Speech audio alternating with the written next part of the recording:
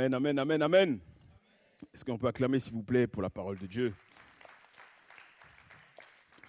Je tiens tout de suite à rassurer ma sœur Nevaldi. Moi aussi, je suis sous pression. Moi aussi, je suis stressé. Mais je regarde mon frère Michelet et mon frère Ézéchiel, ils sont en train de dire « Mais toi, tu n'as pas de perruque, faut...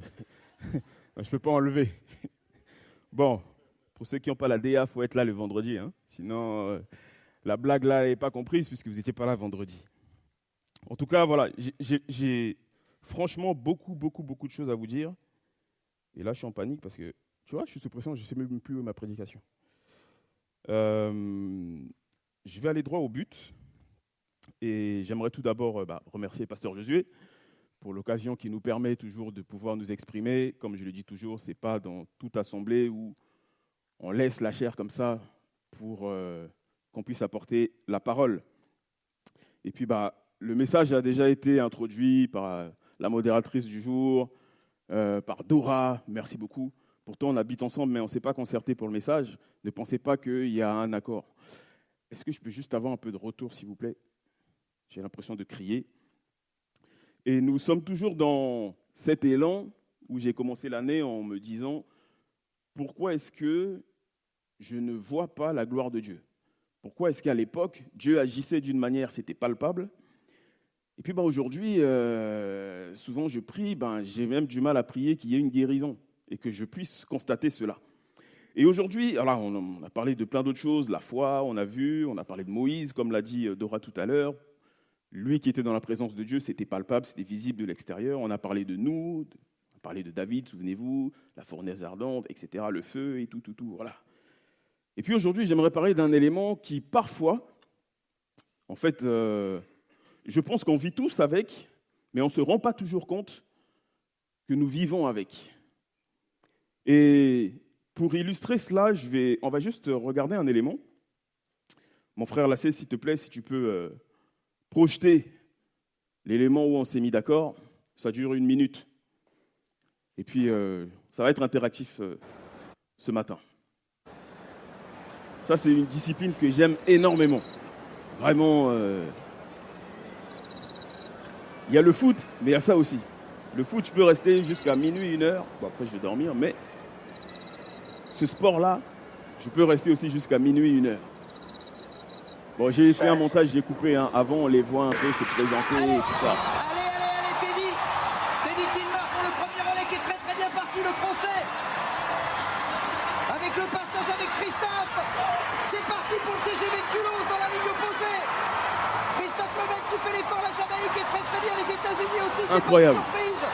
Dans le virage, Yannick Le Sourd, allez Yannick. Et puis bien sûr, on attend le meilleur pour la fin.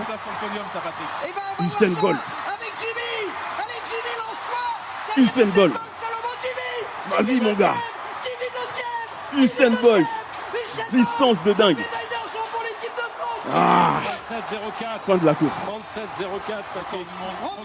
Incroyable. Merci. Et j'aime trop cette course. Bon, je pense que si on rajoutait un couloir, peut-être le 9e couloir, et on mettait Pasteur Josué sur la piste. Là. Non, Pasteur Josué, moi je suis avec toi, je sais que tu vas terrasser Usain Bolt. Là. Et puis si on met Valentin, il faut mettre au moins 20 araignées derrière lui pour qu'il puisse courir et gagner. Bon, question juste de façon interactive comme ça. Qu'avez-vous remarqué de pertinent dans cette vidéo? Le relais? La chute. Ok. Bon, en fait, j'aurais dû dire au pasteur de se taire. Mais bon, pasteur Yann, il a répondu. Tu peux faire un arrêt sur image, s'il te plaît, à la 10e seconde. Parce que voilà, il y a tout un décor de cette course, mais il y a un élément, à la 10e seconde, il est là. Cette course démarre avec cet élément qu'il y a sur la main. Et en vrai, ça s'appelle un témoin. Voilà. Si tu commences la course avec ton témoin, c'est bien. Mais si tu fais tomber ton témoin pendant la course, il faut que tu t'arrêtes, tu récupères ton témoin et tu reprends la course. Tu ne peux pas finir la course sans ton témoin, ce n'est pas possible. Et dans cette course, chacun est dans son couloir. Et chacun dans son couloir a son témoin. Et c'est de ça dont on va parler aujourd'hui.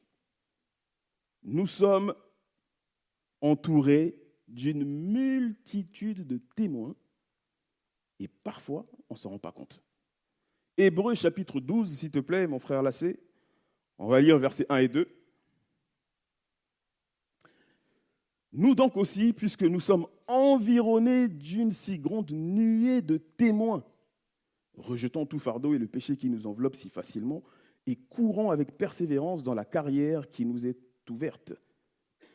Ayant les regards sur Jésus, le chef et le consommateur de la foi, qui ont vu de la joie qui lui a été réservée, a souffert la croix, a méprisé l'ignominie, et s'est assis à la droite du trône de Dieu.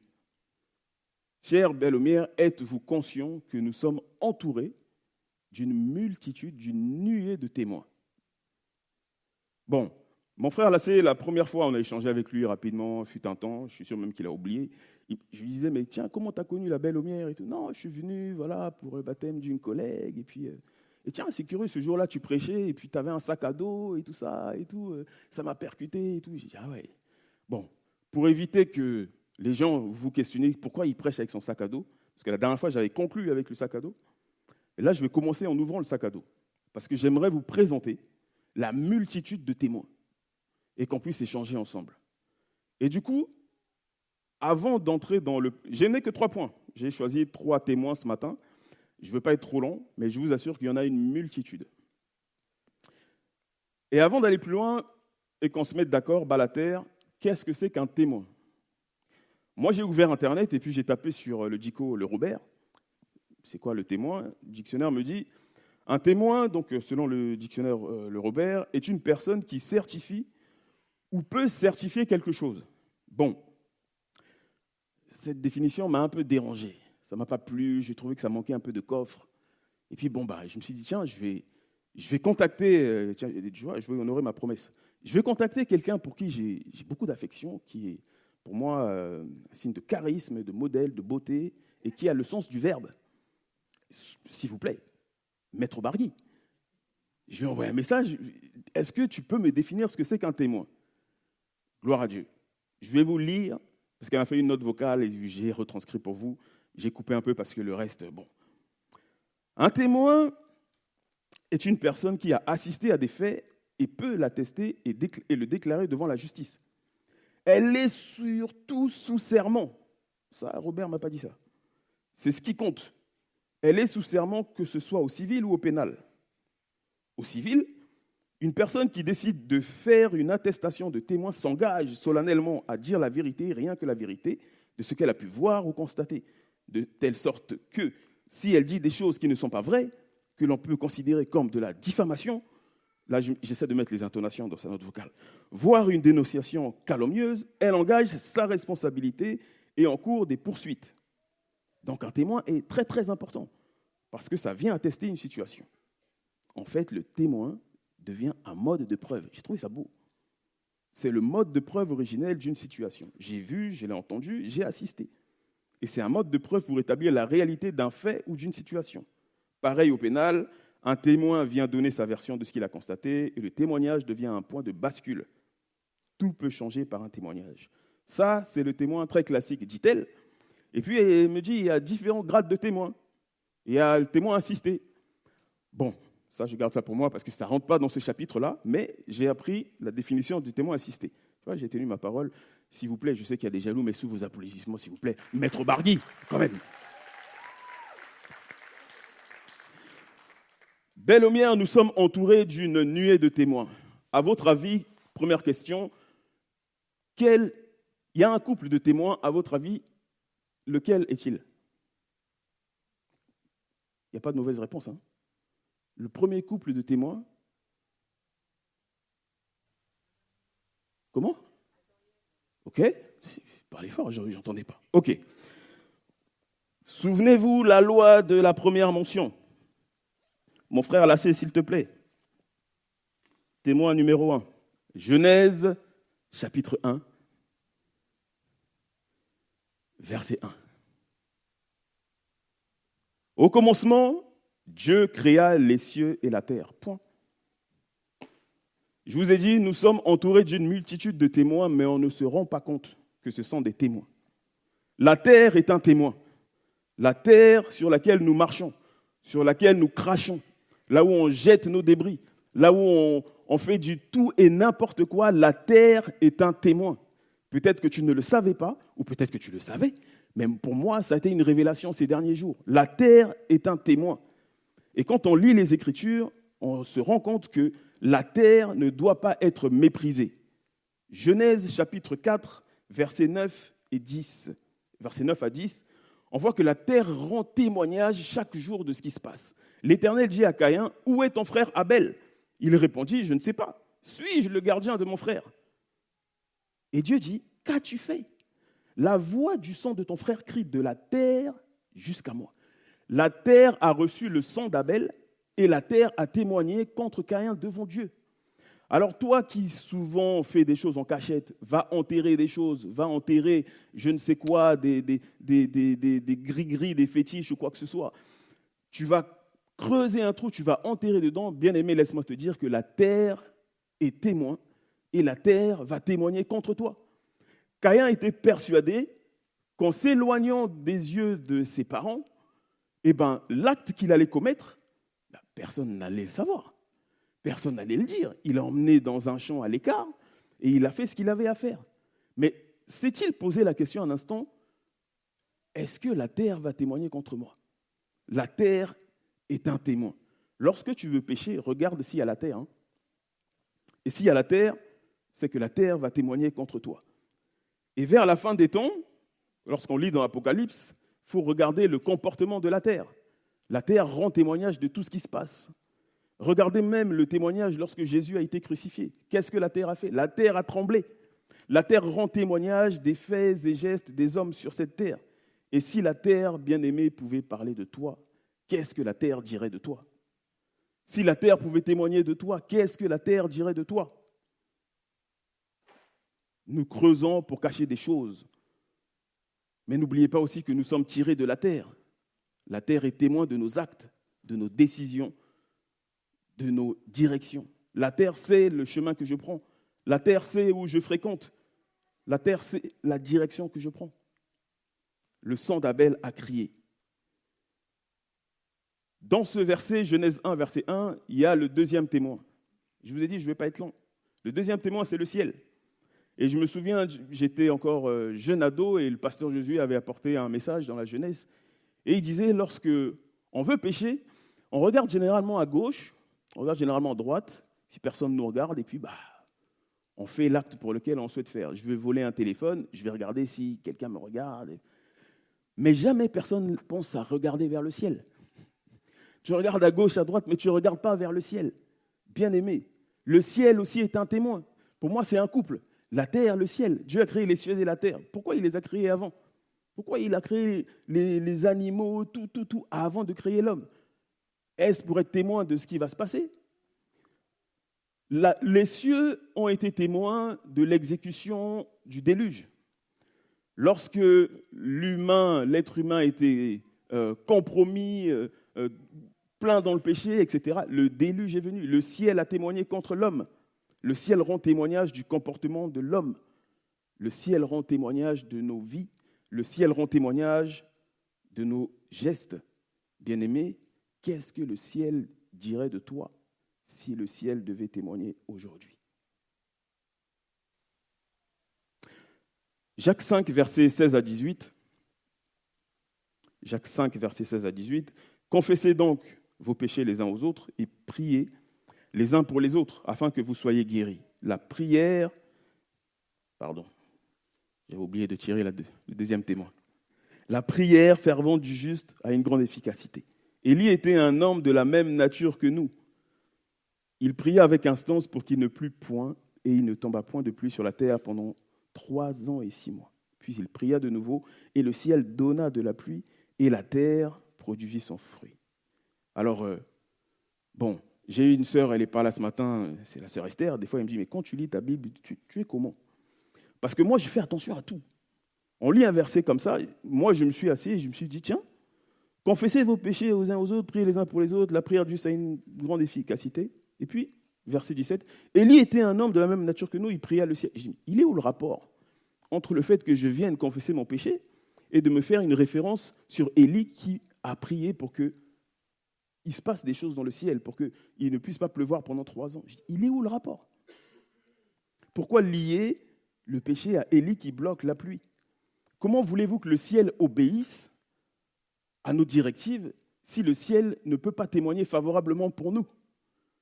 Comment puis-je appeler le feu du ciel ou la pluie qui descend du ciel si le ciel ne peut pas rendre un bon témoignage de moi?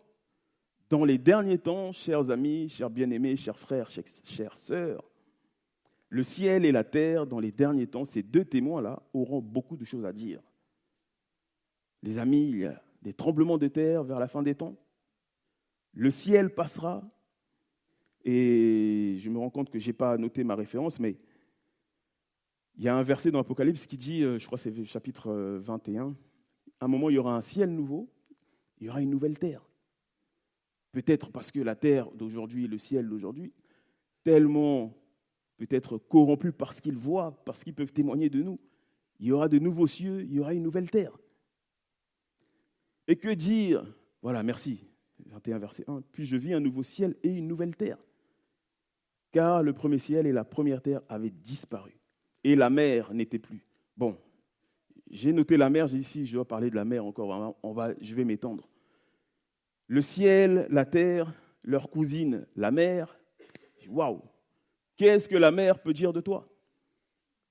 Jusqu'à ce que Jonas, au lieu d'aller respecter la mission qui lui a été donnée, s'enfuit, avalé par un poisson, etc. Qu'est-ce que la mer peut témoigner de toi? La mer a donné un témoignage de Moïse, puisque, bon témoignage, au moment de séparer le en deux, paf, le fleuve, ils sont passés. Mais est-ce que moi, la mer, si je viens, je parle à la mer pour séparer la mer en deux, est-ce que mon témoignage est assez favorable? Ah là là. Troisième témoin. Celui-ci est quand même très important. À votre avis, quel serait-il? Bon, ça, normalement, tout le monde doit trouver.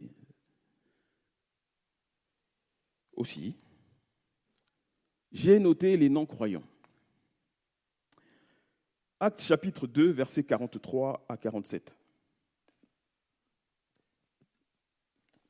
La crainte s'emparait de chacun et il se faisait beaucoup de prodiges et de miracles par les apôtres. Tous ceux qui croyaient étaient dans le même lieu. Ça veut dire qu'avant, ils ne croyaient pas. Et ils avaient tout en commun. Ils vendaient leurs propriétés, leurs biens, et ils en partageaient le produit entre tous, selon le besoin de chacun. Ils étaient chaque jour tous ensemble assidus au temple. Ils rampaient le pain dans les maisons et prenaient leur nourriture avec joie et simplicité de cœur, louant Dieu et trouvant grâce auprès de tout le peuple. Et du coup, le Seigneur ajoutait chaque jour à l'Église ceux qui étaient sauvés. Question, est-ce qu'aujourd'hui, les non-croyants, qu'on appelle parfois avec un peu d'orgueil les païens, est-ce qu'ils ont un bon témoignage de nous? Ai-je un bon témoignage à mon travail? Non pas que dans mon travail, il n'y a que des non-croyants, il y a assurément des chrétiens, mais on sait tous que dans le milieu du travail, on se cache. Mais partons du principe qu'à l'extérieur, à mon lieu de travail, que sais-je, il y a les non-croyants. Ai-je un bon témoignage auprès des non-croyants? J'ai lu les textes et je me rends compte qu'à l'époque, les apôtres étaient respectés. À l'époque, les apôtres avaient, je ne sais pas, il y avait une crainte. Mais aujourd'hui, quand je regarde comment sont traités les pasteurs, quand je regarde les mots qui sont dirigés envers les pasteurs, quand je regarde le comportement dirigé envers les pasteurs, bon, moi déjà dans mon éducation, quand mes parents m'ont éduqué en me disant quand on s'adresse à un plus aîné que soi, si j'ai une casquette, je dois l'enlever. Et dans ma tradition africaine, étant petit, je ne peux pas arriver devant un plus grand que moi et lui tendre la main. C'est un signe d'irrespect. Au Congo. Voilà. Normalement, tu viens. Tant que l'aîné ne t'a pas tendu la main pour lui dire bonjour, tu attends. Ça, c'est mon éducation. Bon, je ne compare pas, mais je vois les faits et gestes aujourd'hui.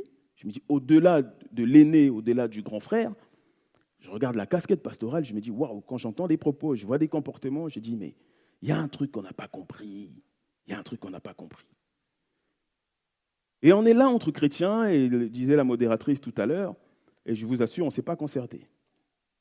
On est là entre chrétiens, entre croyants, dans cette salle, on loue Dieu, on danse, etc. Comme diraient certains, on s'enjaille. Mais on est un peu hypocrite quand même. On est un peu hypocrite.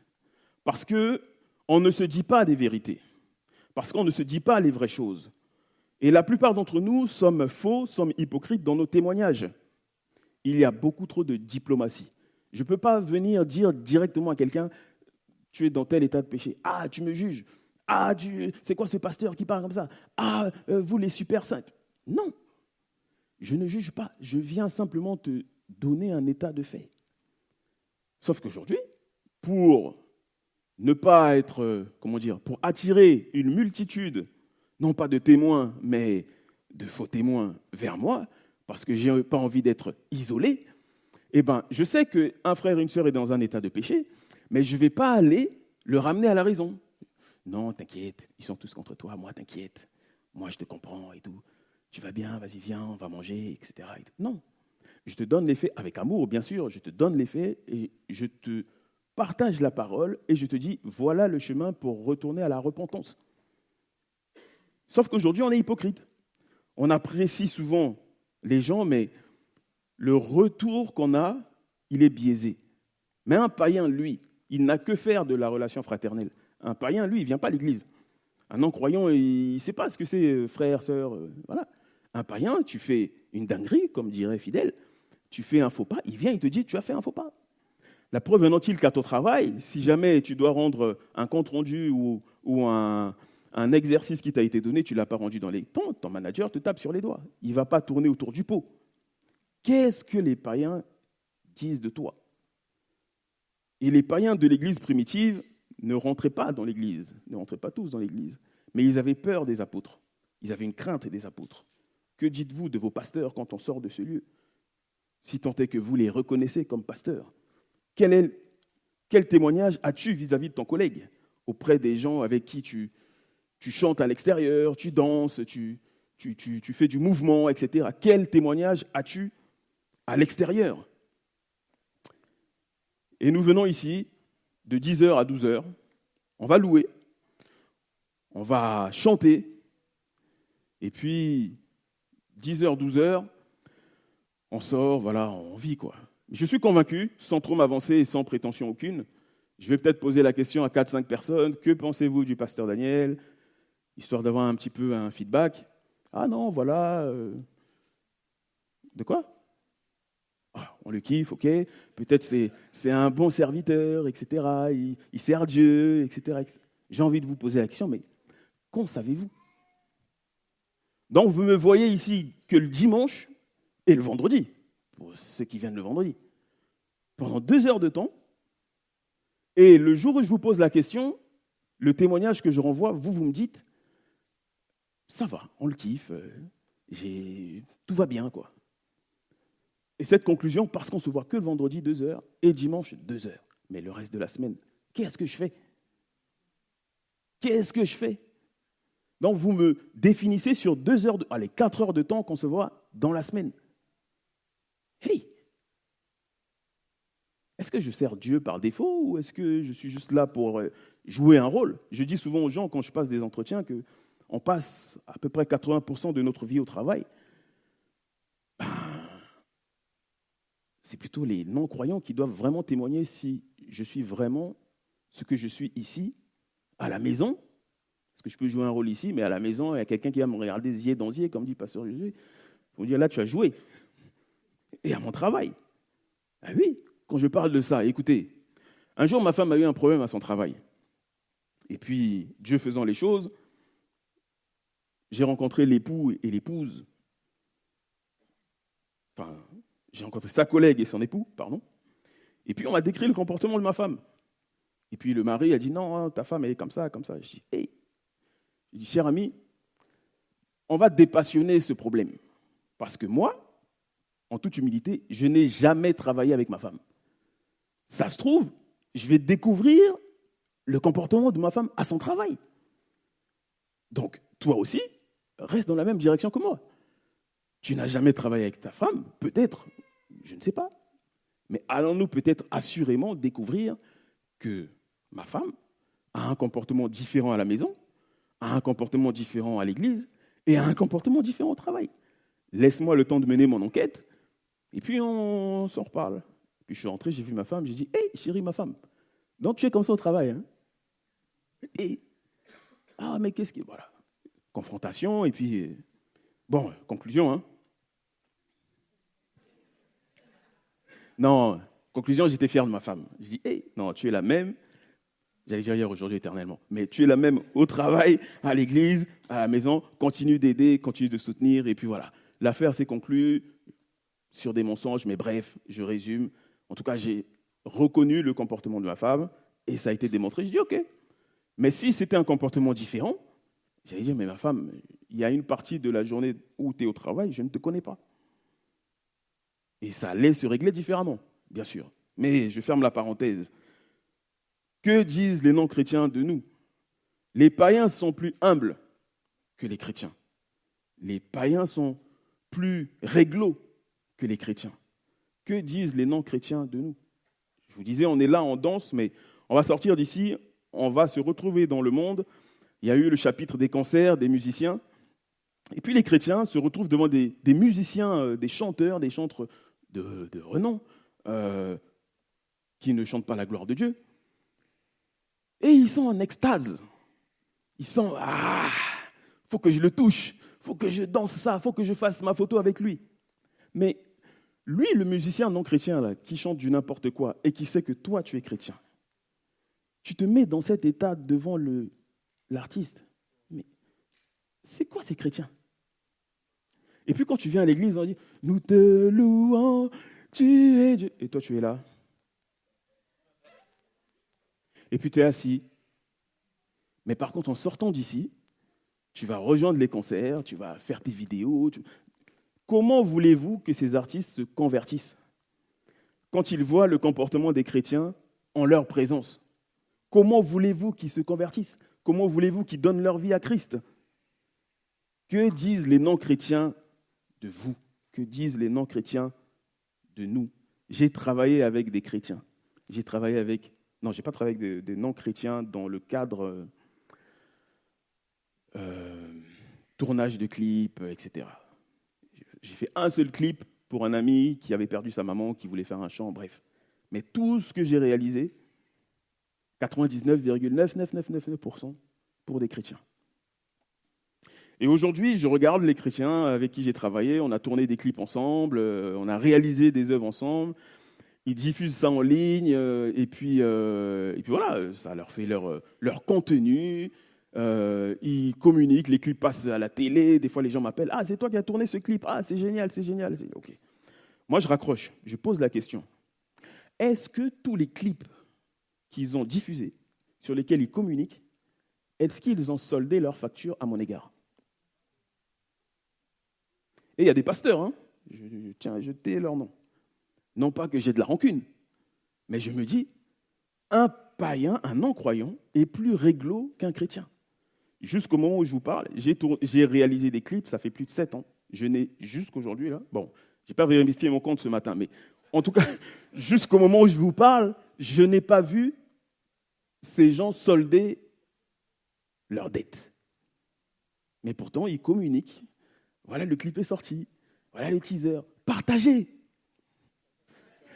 Partagez, le clip est sorti. Moi, je suis là, j'ai dit, mais bien aimé.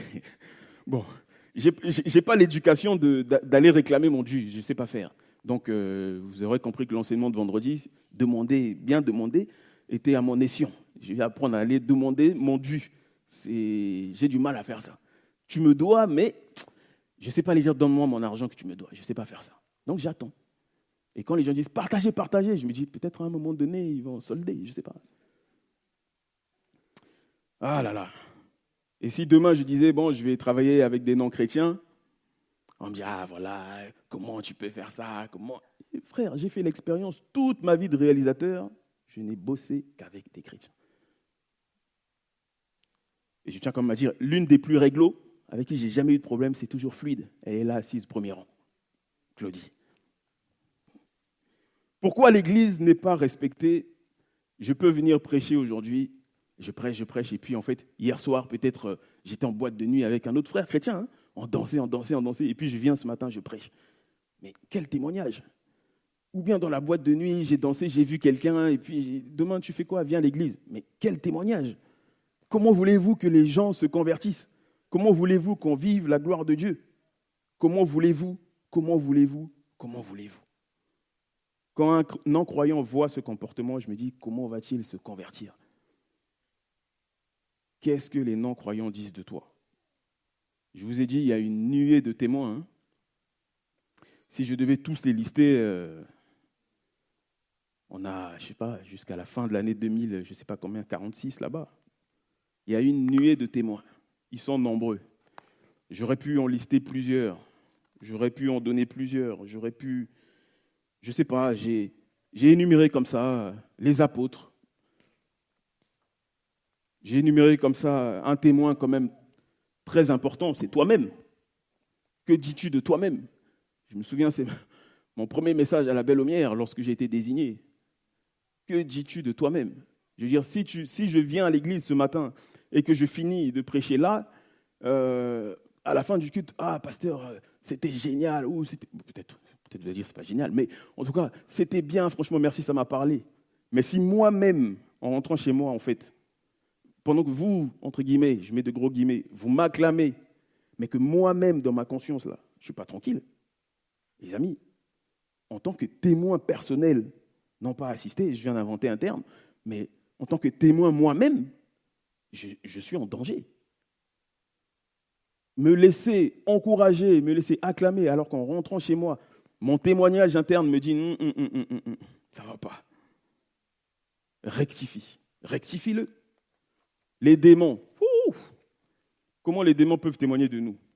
Les amis, je me souviens, il y a ceux qui sont allés voir les fils de Séva. Au nom de Jésus, de l'apôtre Paul là-bas. Le démon a dit oui, nous on connaît Jésus, il n'y a pas de problème. On connaît Paul, il n'y a pas de problème. Mais toi, vous, qui êtes-vous? Et toi, tu es là, tu pries, démon de ceci, sors de ce corps. Mais les démons, ils te regardent et disent, mais t'es sérieux? Quel témoignage les démons disent de nous? Parce qu'il y en a certains qui sont encore dans la pratique occulte. Alors, ça a été dit tout à l'heure, le Saint-Esprit, acte 1, verset 8, vous recevrez une puissance, le Saint-Esprit descendant sur vous, vous serez mes témoins partout. Il y a des gens qui veulent être des témoins sans même recevoir le Saint-Esprit. Et il y a des gens qui veulent être témoins sans même aspirer à invoquer le Saint-Esprit. J'ai fini, mais vous voyez, quelques témoins comme ça, hein, vous allez me dire, mais il a dit une nuée de témoins. Vous voulez que je vous montre les autres nuées de témoins? Regardez.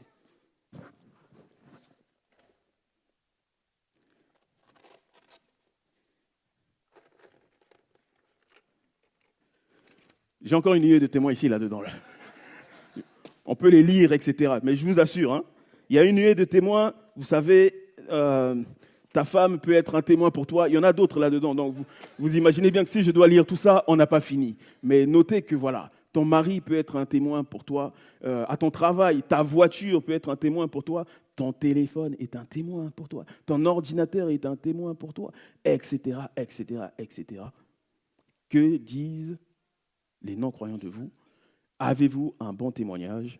À partir de ça, s'il vous plaît, bien-aimés, travaillons notre témoignage, que notre témoignage soit vivant. Dans toute la course qu'on a vue, le témoin, on ne le voit pas. Il est tout petit dans les mains et ça se passe d'un coureur à un autre. Gardez votre témoignage et que Dieu vous bénisse. Au nom de Jésus, Amen. Soyez...